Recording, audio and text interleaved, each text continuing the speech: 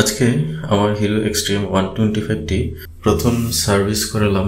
তো ভিডিওটি করার মূল উদ্দেশ্য কিছু পরামর্শ দিতে চাচ্ছি, আশা করি আপনাদের উপকারে আসবে।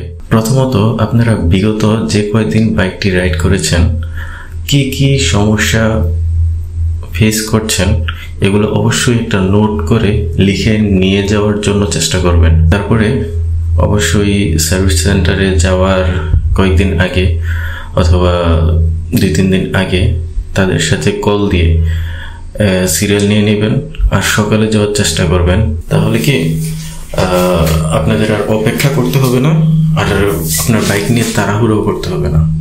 প্রথমেই যদি সার্ভিসে দিয়ে দিতে পারেন, এটা আপনার জন্য সারাদিন টাইম নিয়ে কাজটা করতে সুবিধা হবে। অথবা আপনারা যদি বিকেলের দিকে যান অথবা একটু লেট করে যান, দেখা যাচ্ছে ওই দিন আর বাইকটা আনতে পারতেছেন না, একদিন রেখে দিতে হচ্ছে, এরপরের দিন আনতে হচ্ছে। আর যে কোনো সমস্যা আপনি ফেস করেন অবশ্যই যেখান থেকে আপনি টোকেন নেবেন অফিস থেকে, ওখানে ক্লিয়ারলি বলবেন প্রত্যেকটা সমস্যা। তার এগুলো সব কিছু এন্ট্রি করবে এবং যে আপনার বাইকটা ঠিক করবে তাকে এগুলো সব কিছু জানিয়ে দিবে যে এই সমস্যাগুলো আছে বাইকের মধ্যে। আরেকটা সবচাইতে গুরুত্বপূর্ণ বিষয় যেটা অনেকে খেয়ালই করে না, আপনার ট্যাঙ্কির যে তেলের ট্যাঙ্কি আছে, ট্যাঙ্কের মুখে ভালো করে লাইট দিয়ে দেখবেন ঝং ধরছে কিনা।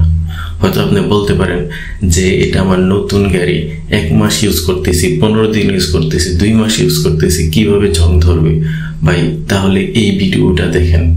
এই যে এই ট্যাঙ্কটা তার মাত্র 1200 কিলো মতো রান করেছে, কিন্তু দেখেন ট্যাঙ্কের অবস্থা কি, সে নিজেও জানতো না এটার যে এই অবস্থা। আমি পরে বললাম যে ভাই আপনি ট্যাঙ্কটা একটু খেয়াল করেন, পরে সে খোলাতে সে নিজেই অবাক, নতুন বাইক এই অবস্থা কিভাবে। তো আপনারা অবশ্যই এই জিনিসগুলো খেয়াল করবেন। আপনার ফ্রন্ট ডিস্কে টাল থাকতে পারে, কিসকিস শব্দ থাকতে পারে, এটা বলবেন। তারপরে আপনি গিয়ার শিফটিং এ প্রবলেম থাকতে পারে, এটা বলবেন। হুন্ডা বাইক বন্ধ হয়ে যাওয়ার প্রবলেম থাকতে পারে, এটা বলবেন। তো যত ধরনের সমস্যা আছে লিখে নিয়ে যাবেন, তাহলে কি আপনার আর সমস্যা হবে না।